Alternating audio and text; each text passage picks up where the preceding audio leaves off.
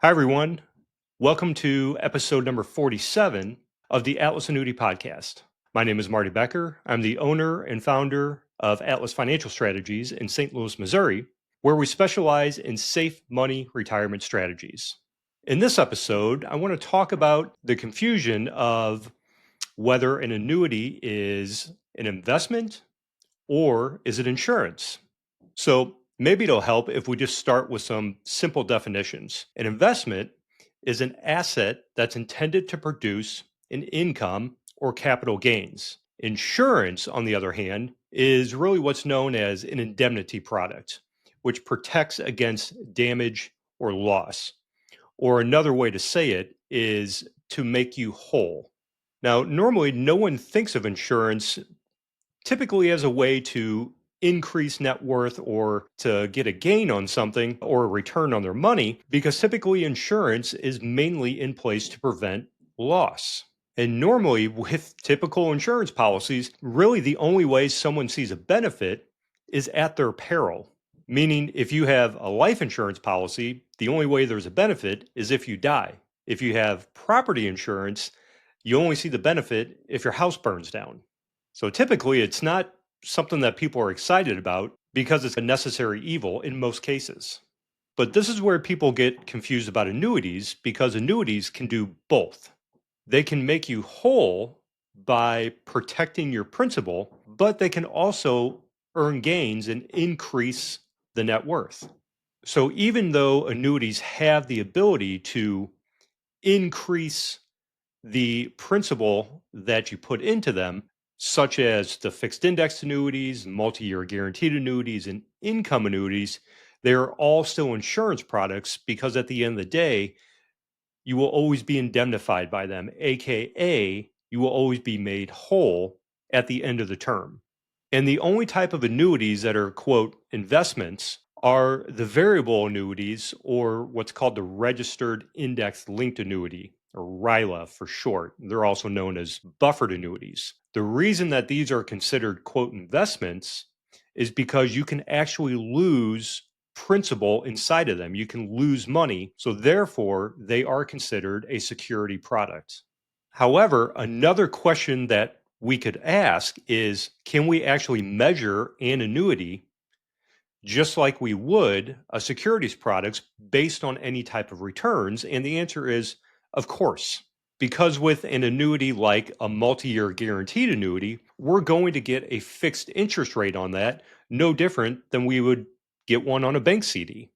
And then when it comes to measuring the returns on something like an income annuity, we can look at what type of return you would have to get to keep up with the income that is provided on a guaranteed basis. So let's just take a look at a couple examples here. Now, if we have a 65-year-old couple, at the time of this recording, they would receive just over $7,000 per year for every $100,000 that they funded an income annuity with. Now, let's say they have a very unfortunate accident and the couple meets an early demise after 10 years of funding this annuity and collecting the income from it. After the 10th year, they would have received just over $70,000 in income, and then they would have had just under a $30,000 death benefit. In this particular scenario, the internal rate of return on that annuity would be 0% after 10 years. But it did exactly what it was supposed to do, which was indemnify them and make them whole. All of the money came back to them, either in the form of an income and or death benefit to their beneficiaries. However, what would happen if just one of them in that married couple lived to age 95? In that scenario, their internal rate of return would be 6.4%.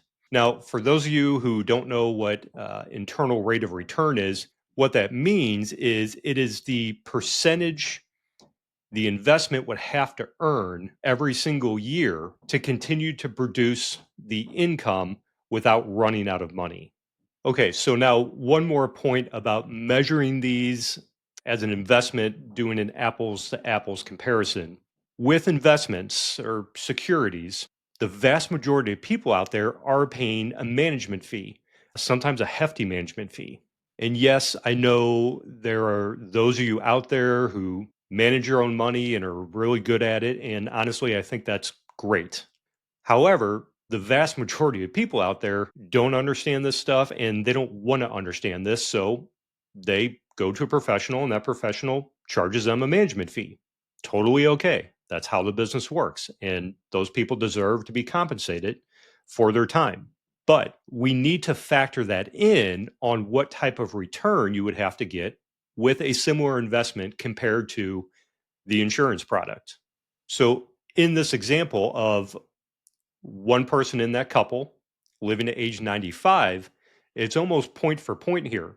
In order for that $100,000 to pay $7,000 per year and last until the age 95, while paying a management fee of just 1.5%, that same investment, that alternative investment, would have to earn 8% every single year with no losses ever. And that's probably just not going to happen, at least not on a guaranteed basis. So, everyone, this is kind of a short episode. So, I'm going to wrap this up with the question that we started with is, are annuities investments or are they insurance?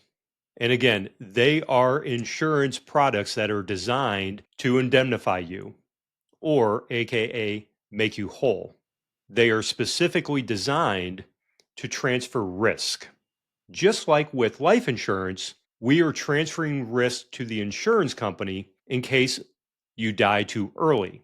With income annuities, we are transferring risk to the insurance company in case you live too long. And we're doing that by providing a guaranteed income that you cannot outlive with no market risk.